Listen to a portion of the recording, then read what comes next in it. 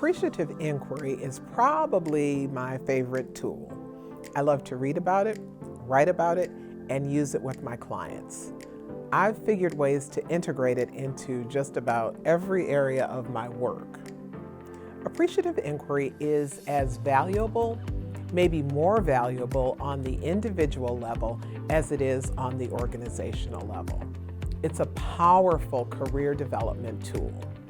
And that's what we're going to focus on, applying the principles of appreciative inquiry to enrich your career and to enrich your life.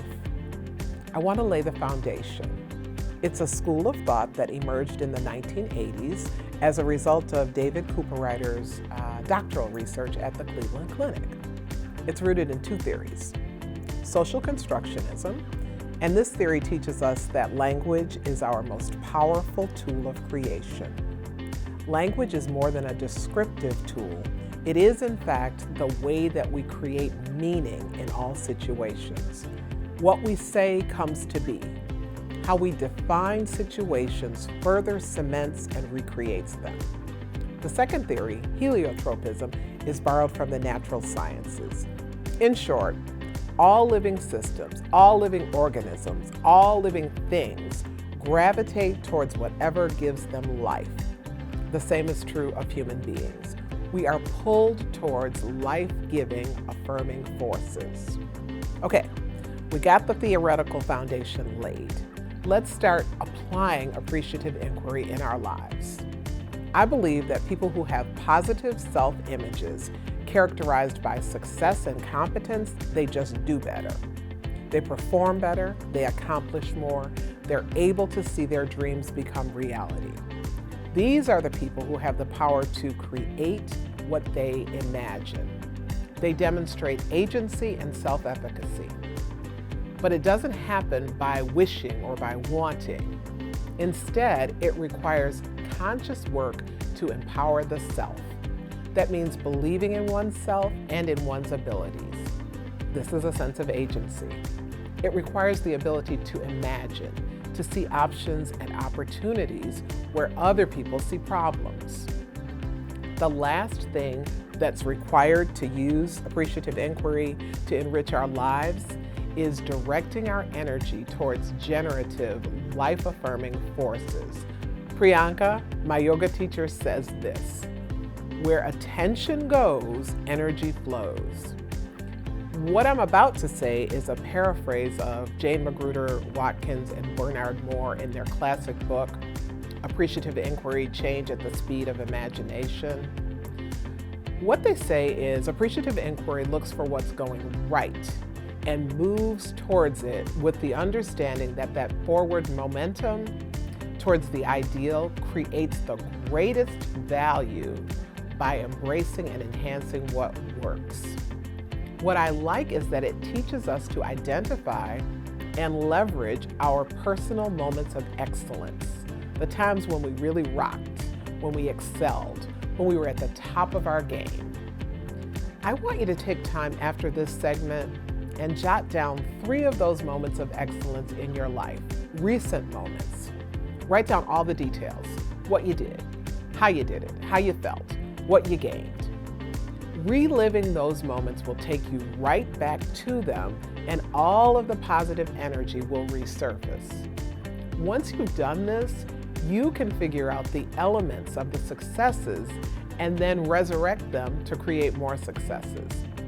Isn't that way, way, way more appealing than focusing on your failures and your weaknesses and your missteps? Of course it is. Remember what Priyanka says: where attention goes, energy flows. Direct your attention towards your moments of excellence. That's what's going to enable you to have more of them. You will move and grow in the direction of your attention and your energy. I want to go to the 4 Ds of appreciative inquiry. That's the framework you'll use for applying this in your life. The 4 Ds are discovery, dream, design, and destiny. Exploring your moments of excellence is the first step in discovery. This is where you devote time to reflecting on the very best that is within you. Reflect on your accomplishments, on your sources of pride.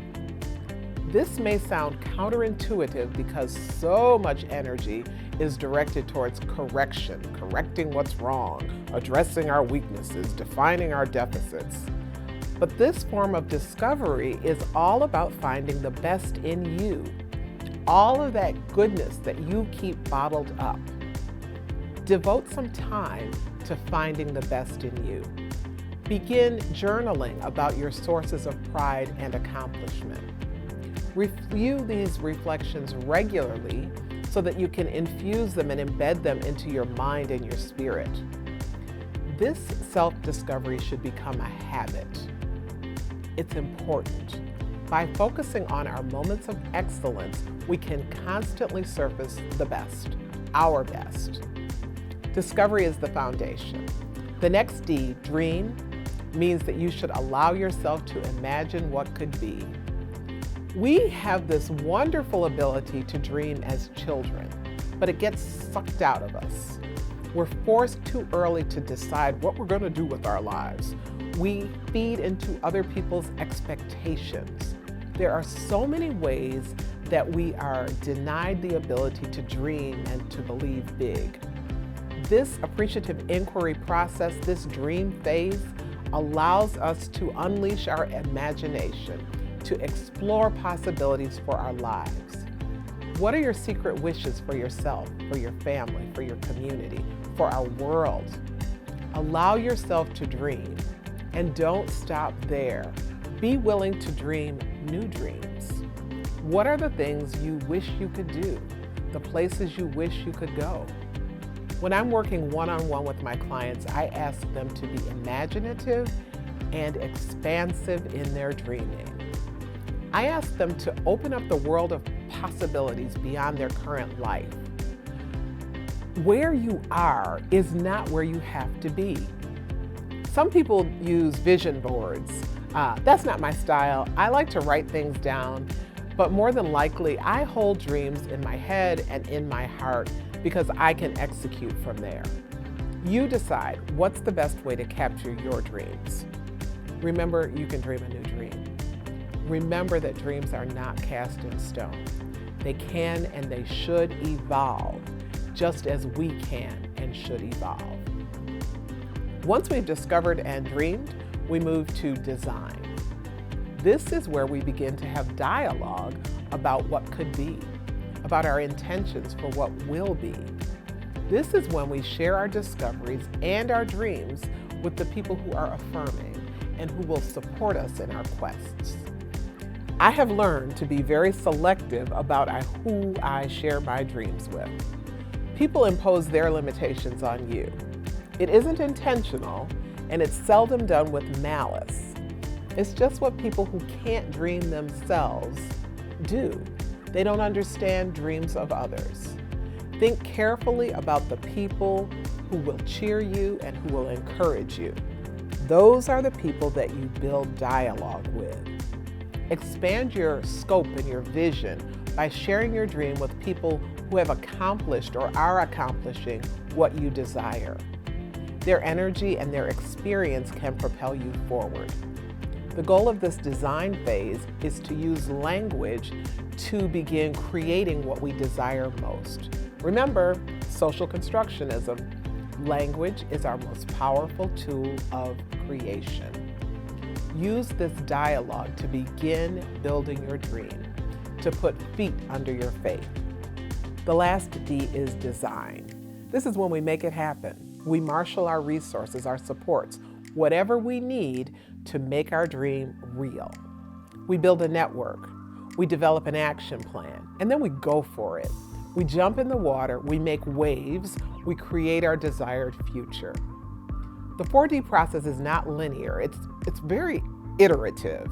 So you will be constantly discovering more, dreaming new dreams, having affirmative dialogue that builds you up, and redirecting and recreating. I love the fluidity of this process. I love the fact that it's constantly evolving and new possibilities keep coming up for each of us and for our world.